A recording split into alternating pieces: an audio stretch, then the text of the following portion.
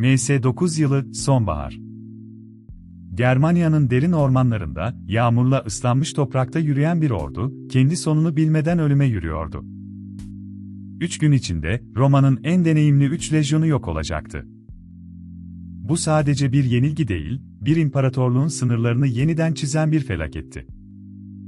Hikaye, Roma İmparatoru Augustus'un Ren Nehri'nin ötesini de fethetme hayaliyle başlar. Germania, imparatorluğun yeni eyaleti olacaktı. Bu görevi üstlenen kişi Publius Quintilius Varus'tu, tecrübeli bir yöneticiydi ama Germen kabilelerinin gerçek doğasını hiç anlamamıştı. Varus'un yanında, ona güvenini kazanmış genç bir Cherusci soylusu vardı, Arminius. Roma'da askerlik yapmış, Roma vatandaşlığı almış, hatta süvari komutanlığına yükselmişti. Ama Arminius'un sadakati bir maskeydi. Germen kabileleri arasında gizlice bir ittifak örüyor, Roma'ya karşı büyük bir ayaklanma hazırlıyordu. Sonbaharda, Varus'un 3 lejyonu, XVR, 18 ve XX, yaz kampından Ren kıyısındaki kışlık üslerine dönmeye hazırlanıyordu. Yaklaşık 15.000 ila 20.000 kişilik bir güçtü. İşte o anda Arminius, sahte bir haber getirdi, yakın bir bölgede küçük bir isyan başlamıştı ve hemen bastırılması gerekiyordu.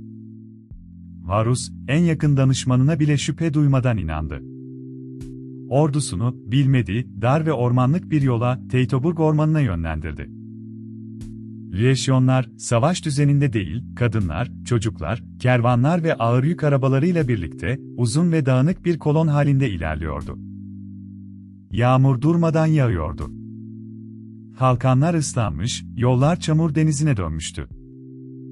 Roma disiplini, bu arazide işe yaramaz hale gelmişti. Ve sonra saldırı başladı. Açların arkasından fırlatılan mızraklar, dar geçitte sıkışmış leyonerleri bir devirdi. Germen savaşçılar, ormanı kendi avantajlarına çevirmişti. Roma'nın açık alan taktikleri burada işe yaramıyordu, her ağaç bir tuzak, her tepe bir pusuydu.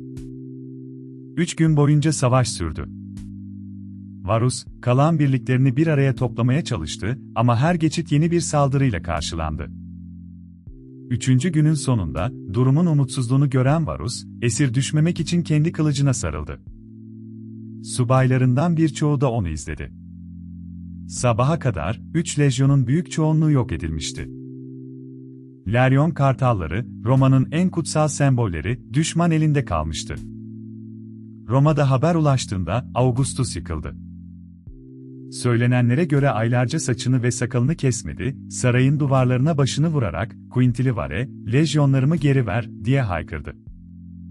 Ma 17, 18 ve 19 Laryon numaralarını bir daha hiç kullanmadı. Ren Nehri, imparatorluğun doğu sınırı olarak sonsuza dek kaldı.